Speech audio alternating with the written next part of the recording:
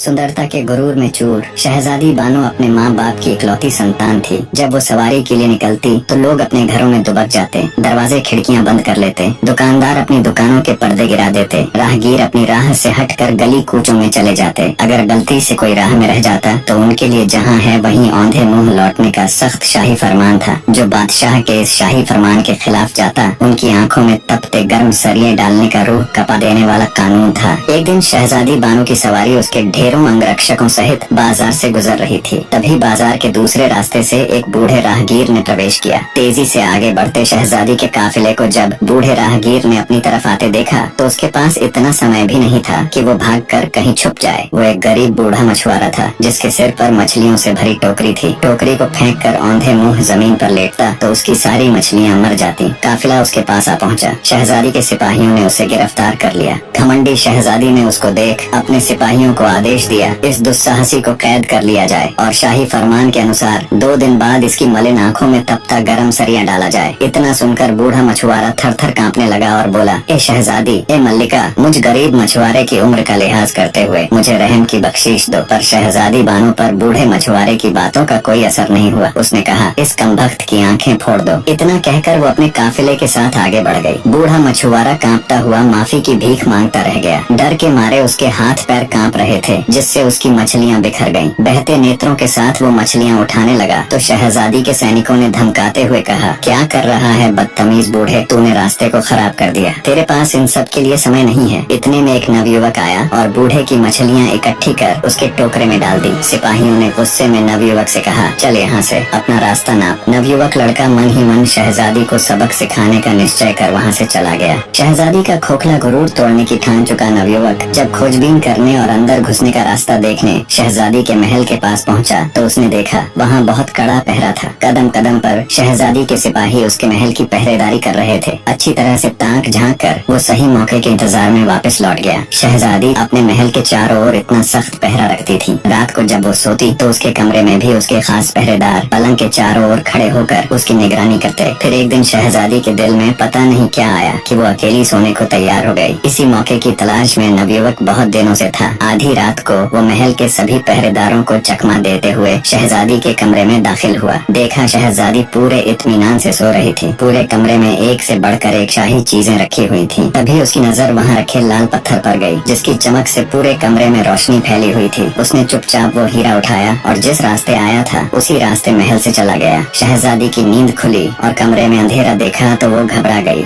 घबरा कर शहजादी बिस्तर से उठ खड़ी हुई और हाथों से टटोलते हुए घंटे से बंधी जंजीर तक पहुंची और जंजीर खींच दी। घंटे की जोर जोर की आवाज सुनकर शहजादी के नौकर चाकर उसकी बांदियां तुरंत उसके पास पहुंची। उधर बादशाह और मल्लिका भी घंटे की आवाज सुनकर उठ गए। मल्लिका ने बादशाह से कहा, हाय, क्या हो गया मेरी बच्ची को, जल्दी से उसके पास चलो। बादशाह और मल्लिका जब शहजादी बानो के कमरे में पहुंचे तो उन्होंने देखा शहजादी के पास नौकर खड़े हुए कह रहे थे, मल्लिका, हमने किसी को यहाँ से बाहर निकलते नहीं देखा। बादशाह के पूछने पर शहजादी ने बताया कि अब्बाजान, कमरे में रखे हीरा लाल को कोई चुरा ले गया। बादशाह ने तुरंत सैनिकों को आदेश दिया कि जल्दी जाओ और देखो, चोर अभी यही होगा। पर नवयुवक तो कब का वहाँ से जा चुका था। सुबह होते ही बादशाह ने पूरी सल्तनत में घोषणा करवा दी कि जो भी शहजादी के चोरी हुए हीरा लाल को वापस लेकर आएगा या आएगी उसे मुंह मांगा इनाम दिया जाएगा। नवयुवक को जब बादशाह की घोषणा का पता चला तो वो मन ही मन खुश हुआ। वो अब अपने अगले कदम के लिए तैयार था। शहजादी के गुरूर को तोड़ने की नवयुवक की योजना अब उसके हिसाब से जा रही थी। अपनी योजना अनुसार वो बादशाह के सम्मुख पेश हुआ और तख्त के सामने झुककर बड़ी अदब के साथ सलाम किया। बादशाह ने नवयुवक से पूछा, कौन हो तुम? नवयुवक ने अदब के साथ कहा, बादशाह सलामत, मैं शहजादी के चुराए हुए हीरा लाल को लेकर आया हूँ। अब आप अपने वायदे के मुताबिक मेरी मुंह मांगी शर्त को पूरा कीजिए। बादशाह हीरे को देख खुश होता हुआ बोला, कहो तुम्हें क्या चाहिए? नवयुवक ने बोला, बादशाह सलामत, मेरी गुजारिश है कि परसों शहजादी को देखने पर कैद किए गए वृद्ध मछुआरे की आंखें फोड़ने की सजा माफ की जाए और उन सिपाहियों की पीठ पर कोड़े लगवाए जाए जिन्होंने उसे गिरफ्तार किया और मुझे गालियाँ दी। बादशाह ने हैरान होते हुए पूछा, उस बूढ़े मछुआरे के साथ तुम्हारा क्या रिश्ता है? नवयुवक बोला, हुजूर ए आजम, मेरा उसके साथ इंसानियत के अलावा कोई रिश्ता नहीं। बस उसकी हालत देखकर मुझे उसके ऊपर रहम आ गया और वैसे भी उसके देखने भर से शहजादी का क्या बिगड़ गया। नवयुवक के मुख से ये बात सुनकर बादशाह गुस्से से तिलमिला उठा। उसने अपने वजीर को आदेश दिया, इस कमबख्त को कारावास में डाल दो और वायदे के मुताबिक उस बूढ़े मछुआरे को रिहा कर दिया जाए और उन सैनिकों को 50-50 कोड़े कोड़े मारे जाएं। नवयुवक ने बादशाह का हुक्म सुन बादशाह से कहा, बादशाह हुजूर, आप मुझे कारावास की सजा क्यों दे रहे हो? तब बादशाह बोला, एक तो तुमने शहजादी के लाल हीरे को चुराया और ऊपर से शहजादी का अपमान किया है। नवयुवक ने बड़े अदब के साथ कहा, बादशाह हुजूर, हीरा मैंने बूढ़े मछुआरे को सजा से बचाने के लिए चुराया था। आप ये ठीक नहीं कर रहे हैं। अगर आपने ऐसा किया तो मैं आपकी जेल से भाग जाऊंगा और आपका ताज चुरा लूंगा। बादशाह बोला, बेवकूफ लड़के, तू मेरे ताज के आसपास भी नहीं फटक सकता। बादशाह ने सिपाहियों को उसे जेल ले जाने का इशारा किया। इशारा मिलते ही तुरंत सिपाही नवयुवक को पकड़कर कैद खाने ले गए और जेल में बंद कर दिया। नवयुवक जेल में बैठा खुश हो रहा था। जैसा वो चाहता था अब तक बिल्कुल वैसा ही हो रहा था। वो अब अपने अगले कदम के लिए पूरी तरह तैयार था।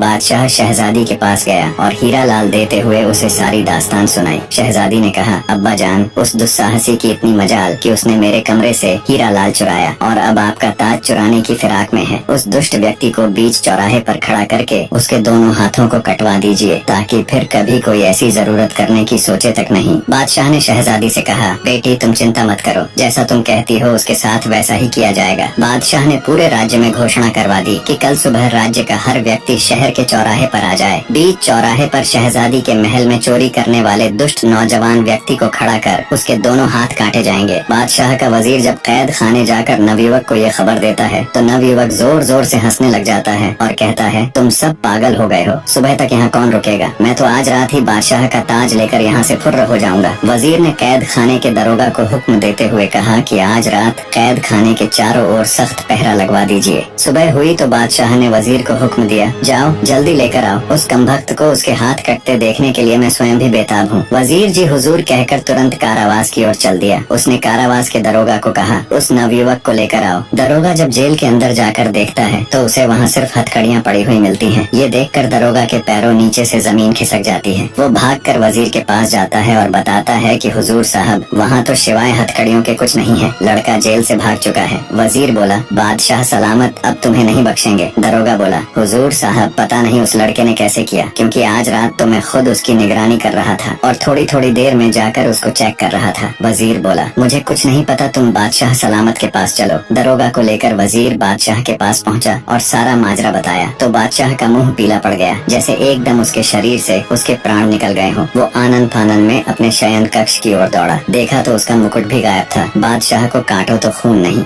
शहजादी बानो अपने पिता के महल में आती है। देखा तो बादशाह उदास बैठा हुआ है। शहजादी ने उनसे मायूसी का कारण पूछा तो बादशाह बोला, क्या फायदा मेरे बादशाह होने का, जब एक मामूली सा चोर लड़का मेरे महल में दाखिल हो जाता है और जो उसका मन करे उठा ले जाता है। शहजादी बोली, मुझे तो लगता है सभी नौकर उस कमबख्त से मिले हुए हैं, पर आप उदास मत हो अब्बा जान, एक तरीका है उसे पकड़ने का और आपका ताज फिर से पाने का। आप उस बूढ़े राहगीर को फिर से कैद करवा कर पूरे नगर में घोषणा करवा दीजिए कि बूढ़े मछुआरे की आंखें निकाल कर उसे शहजादी के महल में बंदी बनाकर रखा गया है, वो उसे बचाने जरूर आएगा। बादशाह के हुक्म की देर थी कि कुछ ही देर में सैनिक उस बूढ़े राहगीर को पकड़ लाए। बादशाह ने बूढ़े मछुआरे को आराम के साथ शाही कमरे में ठहराया और अपनी योजना अनुसार पूरे राज्य में घोषणा कर दी कि बूढ़े की आंखें निकाल उसे कैद करके रखा है। नवयुवक को जब पता चला तो उसके तन बदन में आग लग गई। उसने खुद से कहा, जब मेरे ऊपर वश नहीं चला तो उस बूढ़े राहगीर को ही उठा लिया, पर अब बस बहुत हुआ, अब इन सब का अंत करने का समय आ गया है। रात हुई तो शहजादी के महल के चारों तरफ कड़ा पहरा लगा दिया गया। कदम कदम पर शाही सैनिक अस्त्र शस्त्रों के साथ चौकन्ने खड़े थे। खुद बादशाह भी भेष बदलकर गश्त कर रहा था, पर तभी अचानक शहजादी के महल से हृदय चीर देने वाली चीख सुनाई दी। बादशाह आनंद फानंद में भागा भागा शहजादी के कमरे में दाखिल हुआ। देखा तो शहजादी जमीन पर पड़ी हुई है और उसका पूरा शरीर नीला पड़ गया है। तुरंत शाही वैद्य को बुलाया गया। जब वैद्य ने राजकुमारी को चेक किया तो उसके होश उड़ गए। कांपती आवाज में बादशाह से कहा, माफ करे हुजूर, शहजादी अब इस दुनिया में नहीं है, किसी जहरीले सांप के काटने से वो मर चुकी है। बादशाह के ऊपर तो जैसे मुसीबतों का पहाड़ टूट पड़ा। वो दहाड़े मार मार कर रोने लगा, बेटी तुम मुझे छोड़ के नहीं जा सकती, तुम्हारे बिना मैं भी अपने प्राण त्याग दूंगा। पूरे महल में चीख पुकार मच गई। तभी वजीर की नजर वहाँ रखी एक कुर्सी पर गई जिसके ऊपर बादशाह का शाही ताज रखा हुआ था। वजीर बोला, माफ करना हुजूर, ये सही समय नहीं है, पर ये सब किया धरा उस चोर का ही है। वो ही यहाँ पर किसी जहरीले सांप को छोड़ गया और आपका ताज भी रख गया। गया। शहजादी के मौत के गम में बादशाह पूरी रात रोता है। सुबह हुई तो रस्म अनुसार शहजादी बानो को दफनाया गया। शहजादी के गम में पूरे नगर की आंखें नम थीं। हर जगह एक अजीब सा सन्नाटा पसरा हुआ था। शहर की सभी दुकानें बंद थीं। हर कोई शहजादी के लिए दुआ कर रहा था। अगले दिन बादशाह जब शहजादी की समाधि पर फूल चढ़ाने गया तो देखा शहजादी की कब्र खुदी हुई थी। शहजादी का पार्थिव शरीर कब्र से गायब था। ये देख बादशाह को बड़ा भयानक सदमा लगा। अपने होशो हवास खो वो जमीन पर गिर पड़ा। वजीरों ने जब उस पर ठंडे पानी से छिड़का किया तो उसे होश आया, पर बादशाह अब भी अपने हवास में न था। वो सबकी तरफ ऐसे देख रहा था जैसे वो किसी को जानता ही न हो। 4 दिन के इलाज के बाद उसका होश ठिकाने आया। बादशाह को इतना गम शहजादी की मौत का भी न था जितना उसकी मैयत गायब होने का था। उसने दूसरे राज्यों से स्पेशल जासूसों की पूरी टुकड़ी बुला ली और शहजादी की मैयत का पता लगाने को कहा। शहर के चप्पे चप्पे में अब जासूस फैल चुके थे, पर उन्हें क्या पता था शहजादी का चोर तो कब का मुल्क से बाहर जा चुका था। कब्र खोदकर शहजादी की लाश को बाहर निकालने वाला कोई और नहीं बल्कि वो नवयुवक ही था जो शहजादी के गुरूर को तोड़कर ध्वस्त करने की ठान चुका था। शहजादी की लाश को अपने घोड़े पर लिए वो बहुत तेजी से आगे बढ़ रहा था। चलते चलते वो बगदाद शहर के बाहर पहुंच गया। शहजादी की लाश को झाड़ियों में छुपा वो एक संदूक ले आया। संदूक में शहजादी को लिटा शहर के अंदर गया और उसने एक सराय का कमरा किराए पर लिया। जब रात हुई और सब सो गए तो नवयुवक ने बक्से को खोला और कुछ मंत्र बोलकर एक सांप बन गया। सांप बने नवयुवक ने शहजादी के काटे हुए स्थान से सारा जहर चूस लिया और फिर से अपने असली रूप में आ गया। कुछ ही समय बाद आहें भरती हुई शहजादी उठकर बैठ गई। उसने पानी मांगा, तब नवयुवक ने उसे पानी पिलाया। पानी पीकर शहजादी के होश कुछ ठिकाने आए तो वो बोली, मैं कहाँ हूँ, तुम कौन हो? मैंने अभी अभी एक बहुत भयानक सपना देखा कि एक सांप के काटने से मेरी मृत्यु हो जाती है, मुझे दफना दिया जाता है, फिर तुम आकर मुझे कब्र से निकालकर एक सफेद घोड़े पर यहाँ ले आए। पर वो सपना एक सपना ना होकर हकीकत था। तुम मुझे यहाँ क्यों लेकर आए? तुम्हारा मकसद क्या है? और इतने सारे सिपाहियों के होते हुए तुम महल में घुसकर चोरी कैसे करते हो? बौखलाई शहजादी ने एक साथ सवालों की बौछार कर दी। तब नवयुवक बोला, सुनो शहजादी, अगर तुम जानना ही चाहती हो तो मेरा नाम बिन मुस्तफा है। मेरे अब्बा जान बहुत बड़े जादूगर थे जिन्होंने मुझे अपनी विद्या से सांप का रूप बदलने की विधि सिखाई है। मैं तुम्हारे महल में सांप के रूप में अंदर जाता था। जिस सांप के काटने से तुम्हारी मृत्यु हुई थी वो भी कोई और नहीं बल्कि मैं ही था। मैं जानता था सांप के काटे हुए मनुष्य का अगर 3 दिन के अंदर जहर चूस कर निकाल दिया जाए तो वो फिर से जिंदा हो जाता है। ये सब मैंने तुम्हें सबक सिखाने और तुम्हारे खोखले गुरूर को तोड़ने के लिए किया और अब तुम सदा के लिए मेरी दासी बनकर मेरे साथ रहोगी। यही तुम्हारी सजा है। शहजादी सब कुछ सुन एकदम सन रह गई। उसे कुछ बोलते न सूझा। कुछ देर चुप्पी के बाद शहजादी ने माफी मांगते हुए कहा, मैंने ताकत के गुरूर में चूर पता नहीं कितने ही लोगों का अनिष्ट किया है, मुझे माफ कर दो। पर नवयुवक के ऊपर शहजादी की पश्चाताप भरी बातों का कोई असर नहीं हुआ।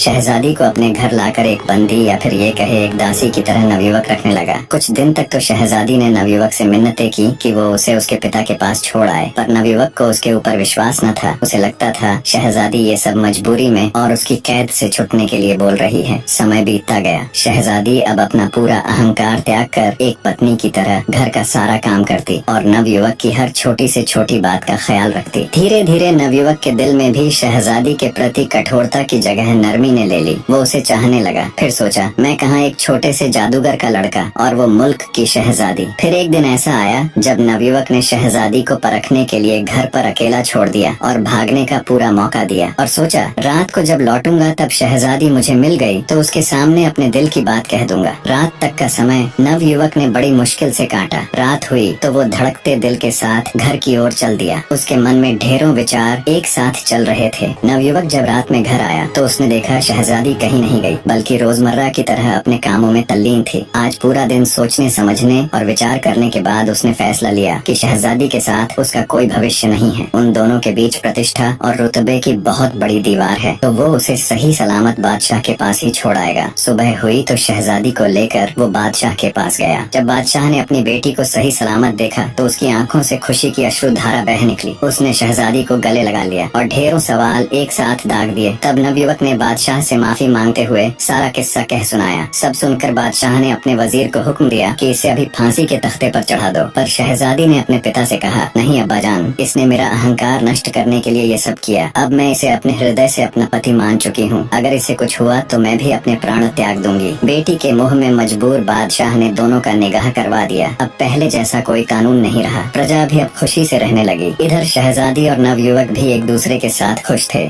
निष्कर्ष, सच्ची शक्ति और महानता केवल बाहरी ताकत, राज या सामर्थ्य में नहीं, बल्कि आत्म साक्षात्कार, विनम्रता और अपने भीतर की अच्छाई को पहचानने में है। शहजादी बानो, जो अपने शक्ति और सौंदर्य के अहंकार में चूर थी, अपनी गलतियों और असलियत को स्वीकारने के बाद खुद को बदलने का प्रयास करती है। नवयुवक, जो पहले केवल प्रतिशोध और सजा के विचार से प्रेरित था, धीरे धीरे अपनी कठोरता और गुस्से से बाहर निकलता है और उसे माफ करके एक नया दृष्टिकोण अपनाता है। यह कहानी यह भी सिखाती है कि सच्ची सजा किसी को शारीरिक रूप से दंडित करने में नहीं है, बल्कि उसे मानसिक और आत्मिक रूप से आत्म सुधार की दिशा में मार्गदर्शन करने में है। नवयुवक का कदम शहजादी को सजा देने की बजाय उसे एक मौका देना यह दिखाता है कि जब किसी व्यक्ति को आत्मग्लानि और पश्चाताप का एहसास होता है तो उसकी सुधार की प्रक्रिया शुरू होती है। इंसानियत की सबसे बड़ी शक्ति सच्चाई को पहचानने, उसे स्वीकार करने और दूसरों के लिए अपना दृष्टिकोण बदलने में है। दोनों पात्रों की यात्रा यह दर्शाती है कि जब हम अपने अंदर की अच्छाई को पहचानते हैं और उसे अपने जीवन में उतारते हैं, तभी हम सचमुच महान बन सकते हैं।